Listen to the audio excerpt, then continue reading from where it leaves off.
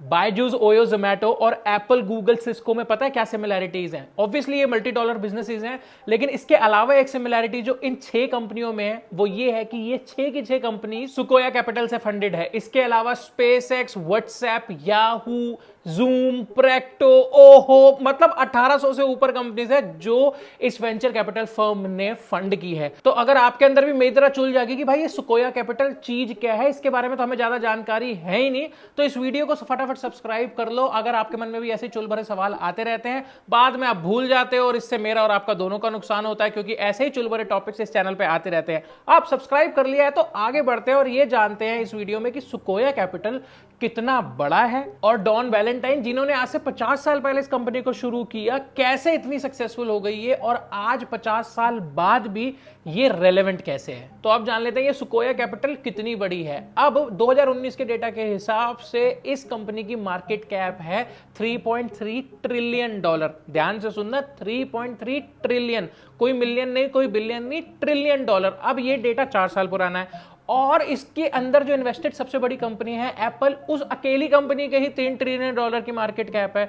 तो अगर आज के हिसाब से हम एस्टिमेट लगाएं तो करीब 5 ट्रिलियन डॉलर्स की इस कंपनी की मार्केट कैप है। और इसके अलावा 1800 कुछ कंपनीज में ये और इन्वेस्टेड है, जिसमें से बहुत सारी कंपनीज में इनका स्टेक और इनकी इन्वेस्टमेंट जो है वो अनडिस्क्लोज्ड है। तो ये तो कहानी है कि भाई साहब ये इतनी बड़ी है और ये कंपनी सिर्फ इंडिया में ही पैसा नहीं लगा रही, ये कंपनी दुनिया के हर पॉसिबल कोने में पैसा लगाने की कोशिश कर रही है, क्योंकि इसकी 3 एंटिटीज हैं, 3 इन्वेस्टमेंट एंटिटीज हैं। पहली एंटिटी जो है वो यूएस और यूरोप में ऑपरेट करती है, दूसरी एंटिटी इंडिया और साउथ ईस्ट एशिया में ऑपरेट करती है और जो तीसरी एंटिटी है वो चाइना में ऑपरेट करती है। तो ये मेजर 3 एंटिटीज इन 3 रीजन्स को कवर करती है और ऑलमोस्ट दुनिया के हर कोने में पहुंच के कुछ ना कुछ इन्वेस्ट किसी ना किसी बिजनेस में करने की कोशिश करती रहती है। देखो यार, ये जो इन्वेस्टिंग वाला बिजनेस है ना, ये वैसे भी इतना आसान काम नहीं है, क्योंकि 75% कंपनियां जिनमें ये वीसीज जाके इन्वेस्ट करते हैं वो ऑलमोस्ट फेल हो जाती हैं। और इसके अलावा बहुत से धोखे भी इनको मार्केट में मिलते रहते हैं, जैसे रिसेंटली इनके साथ भारत पे ने कांड कर दिया। इसके अलावा इनके साथ ट्रेल और यूएस की एक कंपनी जिलिंगो भी फ्रॉड टाइप का कुछ कर चुकी है। तो ऐसा नहीं है कि भाई इनकी जो इमेज है वीसी मार्केट में बिल्कुल इंटैक्ट है, लेकिन ये समझ में आ गया है कि जहां पे ज्यादातर वीसी फर्म आज की डेट में सिर्फ 15 से 20 साल पुरानी है, वहां पे ये सुकोया कैपिटल पिछले 50 सालों से रेलेवेंट है। और अगर मैं ये कहूं कि ये दुनिया की सबसे बड़ी वेंचर कैपिटलिस्ट फर्म है तो ये गलत नहीं होगा। तो इससे ये तो समझ में आ गया कि इन्होंने कोई ना कोई मार्केट का कोड तो जरूर क्रैक कर लिया, जिसकी वजह से ये इतने सालों से रेलेवेंट भी हैं और आज की डेट में भी ये सक्सेसफुली आगे बढ़ रहे हैं।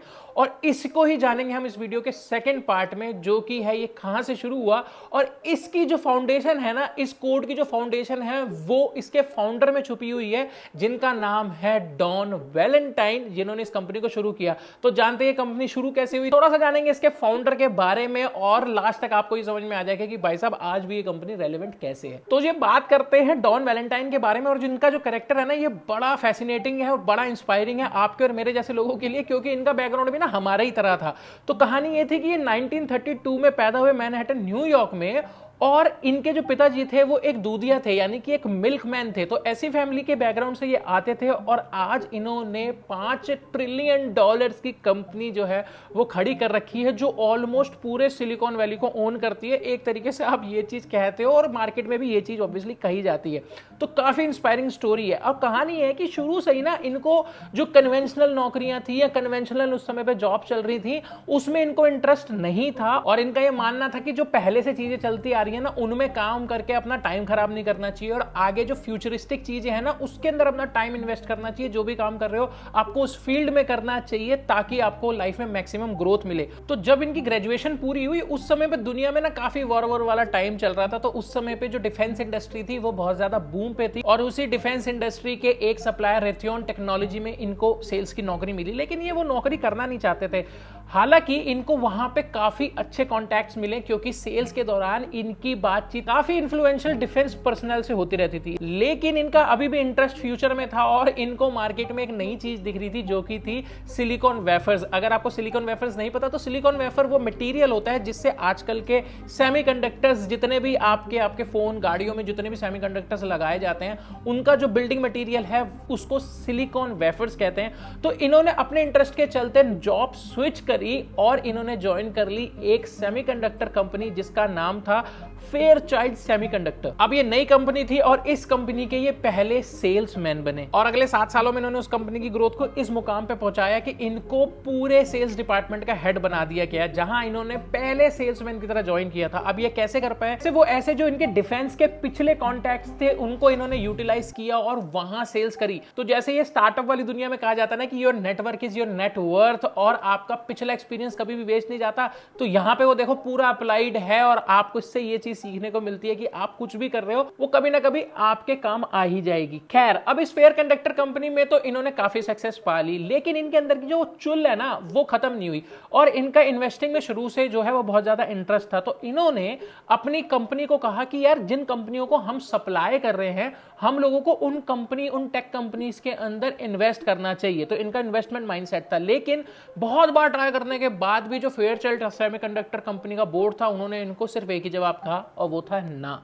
अब इतनी बार ना सुनने के बाद भाई ये आदमी रुकने वाला तो था नहीं। इन्होंने क्या किया, इन्होंने अपने पर्सनल फंड्स से काफी रिस्की इन्वेस्टमेंट्स करनी शुरू कर दी टेक की दुनिया में। और ये रिस्की इन्वेस्टमेंट करते करते इस आदमी ने अपना मार्केट में इतना नाम बना लिया कि एक mutual fund company capital group ने इनको अप्रोच किया क्योंकि वो इंटरेस्टेड थे इस मार्केट में इन्वेस्ट करने के लिए, लेकिन उनके पास इन्वेस्टमेंट कैपेबिलिटीज नहीं थी। उनको पता नहीं था कहां इन्वेस्ट करना कहां नहीं इन्वेस्ट करना चाहिए। तो उन्होंने इनको $3 मिलियन दिए उस टाइम के और यहां से फंड उठा के डॉन ने शुरू करी सिकोया कैपिटल। और सिकोया बनाते ही इन्होंने पहली इन्वेस्टमेंट करी $6 लाख की अटारी में। अब अटारी जो है वो उस समय पे गेमिंग कंसोल्स बना रहे थे और ये जो $6 लाख की पहली इन्वेस्टमेंट थी वही सक्सेसफुल हो गई क्योंकि कुछ ही साल बाद $28 मिलियन में अटारी को बेच दिया गया वार्नर ब्रदर्स को। लेकिन इनकी जो ये फर्स्ट इन्वेस्टमेंट थी ना अटारी में, ये बहुत लकी इन्वेस्टमेंट थी इनके लिए। क्यों?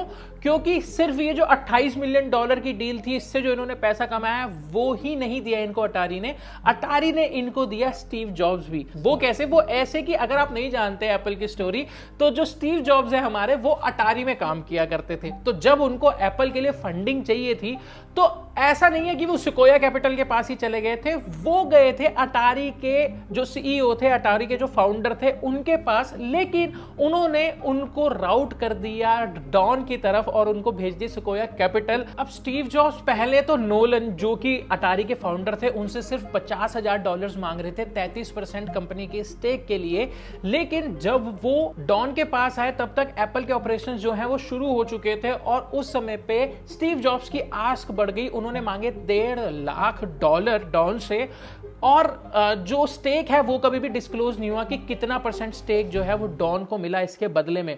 लेकिन उसके 2 साल बाद ही उनको ये इन्वेस्टमेंट जो है वो $6 लाख पे बेचनी पड़ी। जो उन्होंने $1.5 लाख इन्वेस्ट किए थे उसको $6 लाख में बेचना पड़ा क्योंकि जिन इन्वेस्टर्स के पैसे उन्होंने इन्वेस्ट किए थे एप्पल में उनको अपने पैसे वापस चाहिए थे टैक्स पर्पस के लिए। तो और आज की डेट पे ये चीज देखी जाए ना तो ये बहुत बड़ा घाटा था उनके लिए, क्योंकि वो सोचो कि जो $1.5 लाख के स्टेक्स थे, आज एप्पल $3 ट्रिलियन की कंपनी है, तो आज सिकोया कैपिटल की क्या मार्केट वैल्यू होती।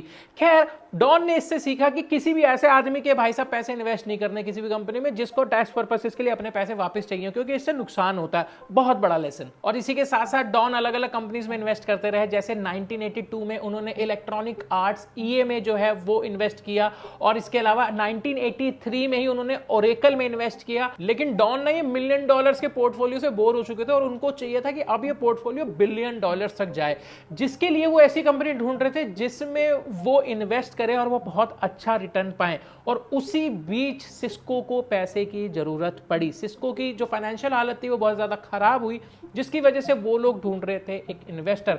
अब सिकोया कैपिटल ने पहले से ही सिस्को में इन्वेस्ट किया हुआ था, लेकिन अब उनको बहुत ज्यादा पैसे की जरूरत थी। तो डॉन ने सिस्को को $2.5 मिलियन दिए 32% स्टेक पे। अब सिस्को ये नहीं चाहता था, लेकिन सिस्को की फाइनेंशियल हालत के चलते उनको ये स्टेप लेना पड़ा और डॉन उनके बोर्ड पे भी आ गए। और डॉन साथ में लाए अपनी सेल्स की एक्सपर्टीज, जिसके चलते 2000 में सिस्को दुनिया की सबसे बड़ी कंपनी बन गई, जिसकी वैल्यूएशन उस समय पे थी $569 बिलियन, जिससे कुल मिला के डॉन ने बहुत पैसा कमाया। अब ये सब कहानी सुन के तो आपको लग रहा होगा कि भाई साहब ये जो डॉन है ये तो इन्वेस्टमेंट का भगवान है, लेकिन इन्होंने जो अपनी आखिरी इन्वेस्टमेंट है वो 1993 और 1995 में करी। 1993 में इन्होंने इन्वेस्ट किया एनवीडिया में और 1995 में इन्होंने इन्वेस्टमेंट की याहू में। अब भगवान पता नहीं, लेकिन he was a very smart guy. अब तक जो भी ये इन्वेस्टमेंट करते आ रहे थे, ये करते आ रहे थे फिजिकल और लॉजिस्टिक्स वाले बिजनेस पे, यानी कि एप्पल वो एक फिजिकल प्रोडक्ट बनाता था, एनवीडिया वो एक फिजिकल प्रोडक्ट बनाता था, अटारी फिजिकल प्रोडक्ट। तो लगभग जो है वो फिजिकल प्रोडक्ट वाली जो मार्केट थी उसके अंदर इनकी एक्सपर्टीज थी और उसके अंदर ये इन्वेस्ट करते रहे। फॉर एग्जांपल सिस्को जो इनकी सबसे बड़ी इन्वेस्टमेंट थी, सबसे प्रॉफिटेबल इन्वेस्टमेंट थी, वो भी एक फिजिकल बिजनेस थी। लेकिन जैसे जैसे जो टेक इंडस्ट्री है वो ऑनलाइन प्रोडक्ट्स में आने लगी, ऑनलाइन ई कॉमर्स प्रोडक्ट में आने लगी और ये जो फिजिकल प्रोडक्ट है ये पीछे छूटते गए, वैसे वैसे इन्होंने अपनी कंपनी से स्टेप डाउन करना शुरू किया और 1996 में कंपनी की भागदौड़ दो नए एग्जीक्यूटिव्स के हाथ में दी जो कि नए जनरेशन की टेक्नोलॉजीज को समझ सकते थे और नए जनरेशन की टेक्नोलॉजी में एक्सपर्टीज रखते थे। अब सवाल आता है कि इन दोनों को ही क्यों डॉन ने अपॉर्चुनिटी दी। अब मैं इनके नाम नहीं पढ़ रहा हूं, अंग्रेजों के नाम बड़े डिफिकल्ट से होते हैं, आपको पढ़ना है तो ये नीचे लिख दूंगा, पढ़ लेना। खैर, इनकी फिलॉसफी भी बिल्कुल डॉन से मिलती थी। हुआ ये कि 1990 में इनको दिखा कि ओवरसीज बहुत सी अपॉर्चुनिटीज आ रही हैं, तो इन दोनों ने यही सजेस्ट किया कि हम वहां जाके इन्वेस्टमेंट करें। इससे बेटर ये है कि हम वहां पे लोकल टीम्स बिल्ड करें जिनको लोकल मार्केट्स का आइडिया है और उससे हमें बेस्ट रिटर्न्स मिल सकते हैं। तो ये बात डॉन भैया ने नोट कर ली कि भाई ये लॉन्डो की ना फिलॉसफी मेरी तरह है। अब इस फिलॉसफी से फ्यूचरिस्टिक और जिसमें एक्सपर्टीज है उसी में हाथ डालो वाली फिलॉसफी से हम यहां तक पहुंच गए हैं, तो आगे ये दोनों ही लेगेसी को हमारी आगे ले जा सकते हैं। खैर, उसी सजेशन के ऊपर इन्होंने चाइना में जब अपनी फर्म एस्टेब्लिश की और वहां पे अलीबाबा और डीजेआई जैसी कंपनीज के अंदर इन्वेस्ट किया तो इनको काफी अच्छे रिटर्न्स मिले। सेम इन्होंने इंडिया में किया, ये सारे ब्रांड्स के अंदर इन्वेस्टमेंट करी लेकिन लोकल टीम बना के। अब ऐसा नहीं है कि ये इंटरनेशनली इन्वेस्ट कर रहे थे तो इन्होंने यूएस में इन्वेस्ट करना बंद कर दिया। इनका पोर्टफोलियो बहुत बड़ा है। ये स्क्रीन पे जितनी कंपनीज आपको दिख रही हैं including SpaceX, YouTube, Google, इन सब में उन्होंने इन्वेस्ट किया हुआ है और इन्होंने रिसेंटली फिर से कंपनी की भागदौड़ नए हाथों में दे दी है। अब ये जो नाम है ये मैं पढ़ पाऊंगा, मैं पढ़ के आपको बता देता हूं। मैट मिलर और एंड्रयू रीड जो हैं वो बियरली 30 साल के हैं और अब वो सिकोया कैपिटल इस समय पे संभाल रहे हैं। और सच बताऊं तो मुझे भी ये लगता है कि यार अपने बिजनेसेस में ना सही टाइम पे नई जनरेशन को सारी रिस्पॉन्सिबिलिटीज दे देनी चाहिए जैसे सिकोया कैपिटल दे रहा है। और ये बहुत बड़ी सीख है कि फ्यूचरिस्टिक अप्रोच रखो और नई जनरेशन को रिस्पॉन्सिबिलिटीज टाइम पे दे दो तो आपकी जो ग्रोथ है वो गारंटीड हो सकती है। सिकोया कैपिटल के केस में तो यही हो रहा है। ऑब्वियसली बहुत सारे अलग अलग फैक्टर्स होते हैं लेकिन जो सिकोया कैपिटल 50 साल से आज भी रेलेवेंट है उसके पीछे सबसे बड़ी दो स्ट्रेटजीज जो मेरे समझ में आती हैं जो डॉन की दी हुई हैं वो ये है कि फ्यूचरिस्टिक अप्रोच रखो, फ्यूचर में इन्वेस्ट करो और नई जनरेशन को जिसको नई चीजें समझ में आती हो उनको रिस्पॉन्सिबिलिटीज डेलीकेट कर दो। अब ऐसा नहीं है मार्केट में और वीसी फर्म्स नहीं है। टाइगर मैनेजमेंट, एंडरसन जैसी बहुत सी वीसी फर्म है जो कि काफी बड़े स्केल पे काम कर रही हैं लेकिन ये सिर्फ 15 से 20 साल से हैं। और हमने आज इस वीडियो में ये सीखा कि आप अपनी लेगेसी कैसे बिल्ड कर सकते हो, कैसे सिकोया कैपिटल ने 50 सालों से रेलेवेंसी अपनी क्रिएट कर रखी है और मेंटेन कर रखी है मार्केट के अंदर। आप मुझे कमेंट बॉक्स में ये जरूर बता दो कि आपको ये वीडियो कैसी लगी और आपने क्या सिकोया कैपिटल का नाम सुना था और क्या आपको सिकोया कैपिटल के बारे में ये सारी चीजें पता थी। अनफॉर्चुनेटली 2019 में हमने ये इंस्पायरिंग इंसान डॉन को खो दिया है। 87 की उम्र में उनका देहांत हो गया लेकिन सच में बहुत ही ज्यादा इंस्पायरिंग स्टोरी है डॉन की और मुझे पर्सनली बहुत ज्यादा सीखने को मिला है डॉन की स्टोरी पे रिसर्च करते हुए। अगर आपको वैल्यू मिली हो तो प्लीज लाइक कर देना इस वीडियो को ताकि यूट्यूब मैया को ये लगे कि लड़का सही काम कर रहा है और प्लीज सब्सक्राइब कर देना क्योंकि ऐसी बहुत सी इंस्पिरेशनल स्टोरीज और बिजनेस केस स्टडीज मैं इस चैनल पे लेके आता रहता हूं। Thanks for watching.